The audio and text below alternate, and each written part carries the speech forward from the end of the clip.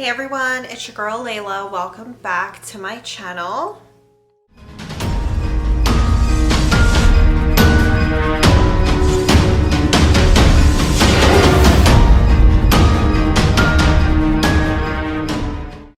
Welcome back to another episode of Spooktober. I am so proud of myself for, just being pretty consistent this month with everything. It's been a really difficult past couple months before October to try to get content up because I was just so busy with everything. So yay me, I'm getting through this actually pretty well, I think, and I am uploading consistently again, which is great. I'm catching up on my vlogs. So I hope you guys have been liking this series on my channel, but also I hope you have been liking my vlogs that I've been posting recently. They've just meant a lot to me because I had such an amazing summer. And you guys know how much I love this time of year. I love posting spooky content and I love the month of October in general. October is my birth month, so naturally I love it. So yeah, let's get right into this video without further ado. If you are not already subscribed, please go ahead, click that subscribe button below.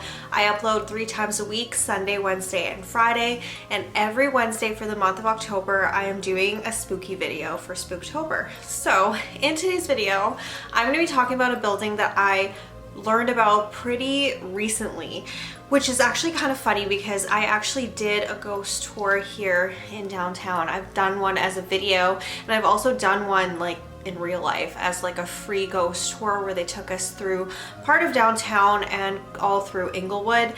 And I'd never heard about this building until recently because I was struggling, you guys. I was trying to find a place that I could visit that's fairly close by, and this one was like a 10-minute walk. It was like literally right under my nose this whole entire time. In today's video, I'm going to be talking about the Alberta Hotel located on Stephen Ave.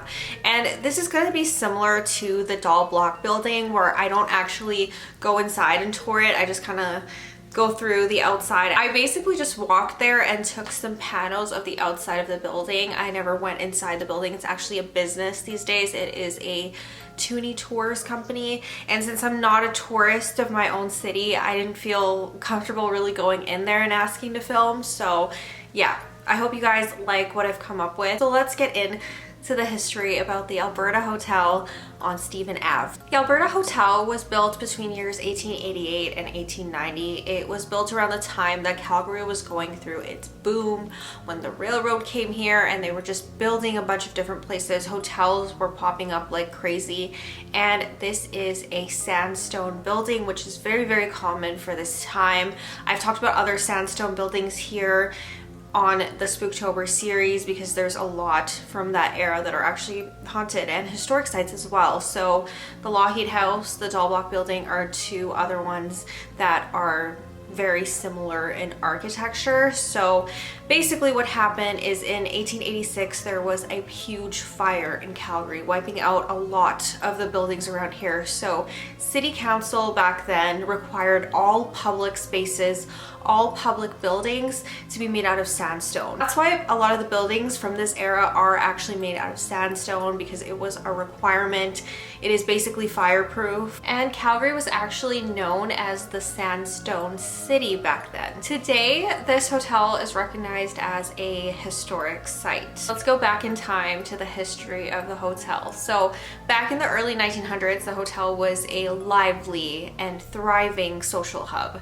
So this hotel actually had the longest bar, which was 125 feet long. The longest bar between all pubs, other hotels, other bars, other establishments between Vancouver and Winnipeg.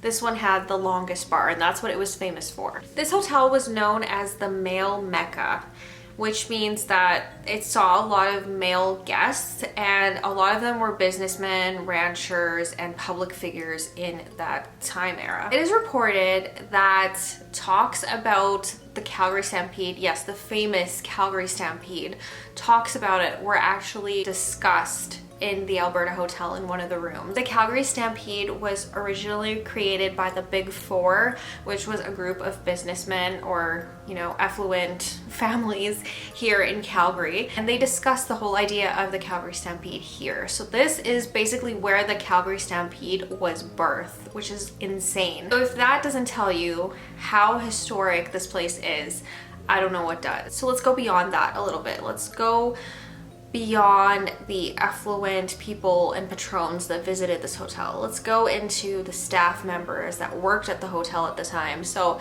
they actually stayed at the hotel when they were working. So they brought their families in and they stayed in less than ideal conditions, and they all basically lived in the basement.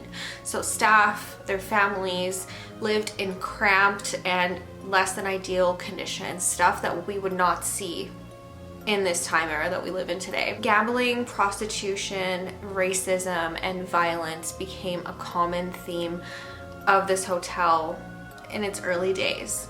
And between the years of 1902 and 1906, there was a string of unsolved murders around this hotel and around Stephen Avenue itself. And unfortunately, all of these killings were prostitutes, and people honestly did not care back then about them. So there is not a ton of news articles. There's actually very slim amount of news articles online regarding the string of murders. They are basically unreported, but that is kind of giving you guys an idea of where the hotel was really located. It was like the hub of Calgary, which it still is.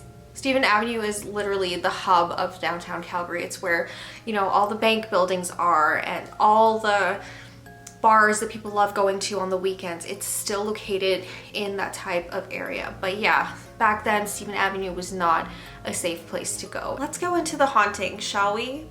So the first thing I'm going to be talking about is the basement, which was formerly the boiler room. And this seems to be the focal points of paranormal activity in this hotel. It seems to be very concentrated around the basement and surrounding area near the basement. Keep in mind, this is where the staff and their families would sleep. This is where their staff accommodations would be. It would be in a cramped spot in the hotel basement. Let's talk about one really notable ghost sighting that happened. So an employee was going down to the storeroom, and the storeroom, I want to note, is located actually very, very close to the basement. It's like right beside it. I'm not clear on whether it is on the basement level or just slightly above it, but notes say that it's basically just that area. It's around the basement. So the employee goes down to the storeroom, right? She needs to go grab something, and she sees a woman and a child on the floor. And when she gets closer, she realizes that the woman and the child are actually transparent, and they're actually speaking to each other. She sees their mouths moving, but there's no sound coming out. People also report activity around tables down there. So there's a table, they're sitting at the table, they can hear things from underneath the table, and they feel like their legs are being touched, almost like there's a child playing underneath the table. Phantom smells are also said to linger around the basement and surrounding area, such as lemon and lavender, which seems to be something that's common. I've done quite a few of these paranormal videos over the years, and lavender seems to be a very, very common scent that people relate to ghosts, and like a womanly type ghost anyways.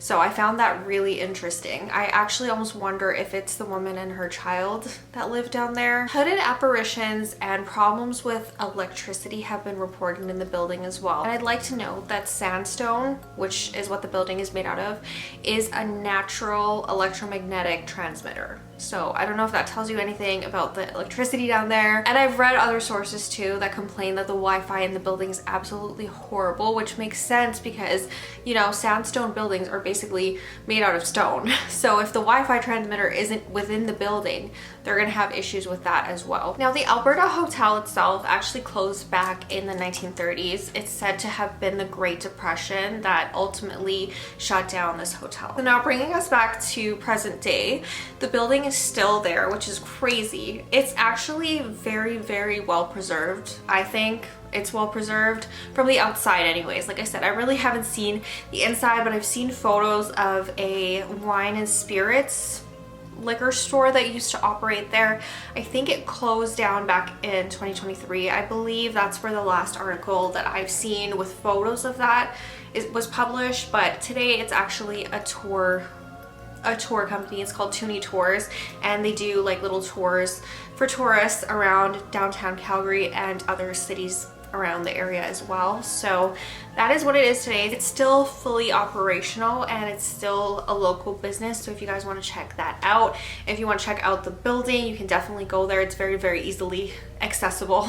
So it's actually so funny because I have walked by this building so many times to go to Dollarama, to go to Winners, to go to the Bay when the Bay was still open. Like, I've walked around this building quite often and I never realized what it was or the history beyond it. Anyways, also I want to note one more thing. It's very close to Salt Lick. So Salt Lick is a restaurant that is on Stephen Avenue, again in another historic building.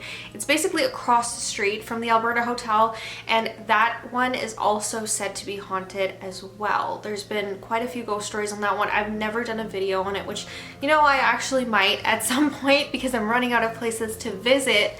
But if you guys do have any suggestions for me for the later part of Spooktober this month, please let me know. I'm going to be going to Heritage Park to do a ghost tour next week. So that will be in the next episode of Spooktober. I'll do a whole video on like Heritage Park and all that, which I'm very, very, very excited for. But yeah, if you guys have any other suggestions on places that I can go to that's within the city or slightly outside, please let me know down below, and I might actually do a video on Salt Lake because I think that's interesting as well. I'm not really sure what the building is called, just the restaurant's name. I've been there like one time and the food was amazing, so I might have to go back. But yeah, that is pretty much it for this episode of Spooktober. I hope you guys enjoyed it, and if you are not already subscribed, please go ahead, click that subscribe button below.